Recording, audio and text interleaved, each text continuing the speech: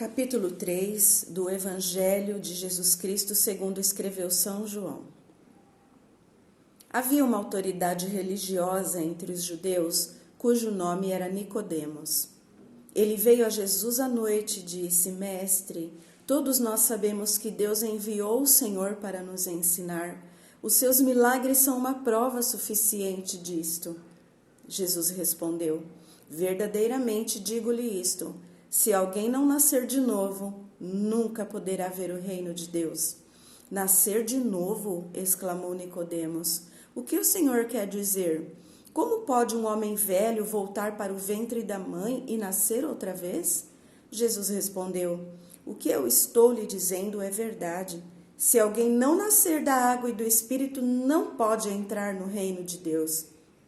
O que nasce da carne é carne, mas o que nasce do Espírito é Espírito. Portanto, não se admire da minha declaração de que é preciso nascer de novo.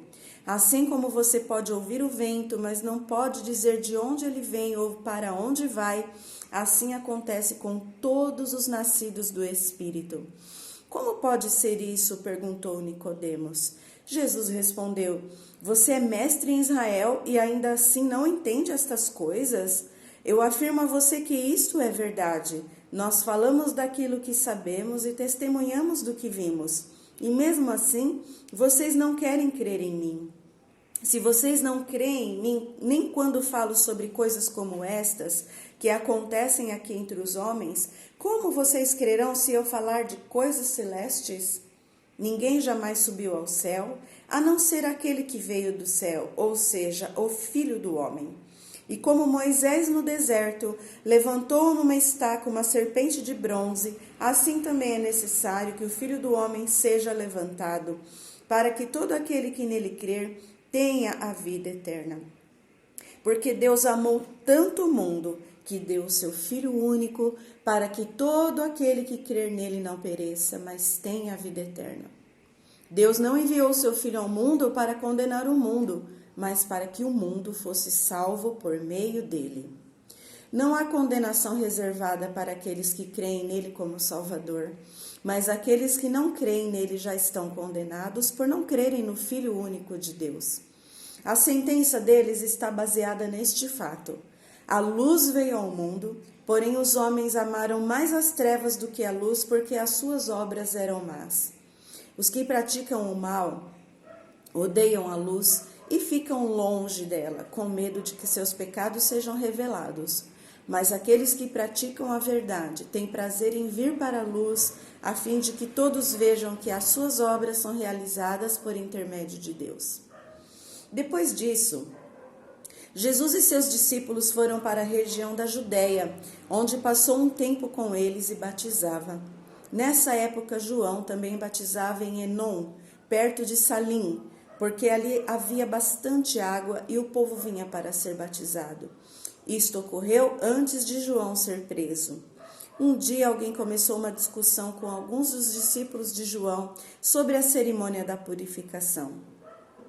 Eles foram falar com João e lhe disseram: Mestre, o homem que o Senhor encontrou no outro lado do rio Jordão, aquele do qual o Senhor testemunhou, também está batizando, e todos estão indo atrás dele em vez de virem a nós aqui. João respondeu: O homem não pode receber nada se do céu não lhe for concedido. Vocês são testemunhas de que eu disse: Eu não sou o Cristo. Eu estou aqui para preparar o caminho para ele. Isto é tudo. A noiva irá para onde o noivo está. Os amigos do noivo alegram-se com ele. Eu sou amigo do noivo e estou cheio de alegria com o sucesso dele. Ele deve tornar-se cada vez maior e eu devo diminuir cada vez mais.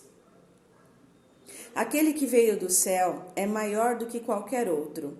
Aquele que é da terra pertence à terra e fala das coisas da terra.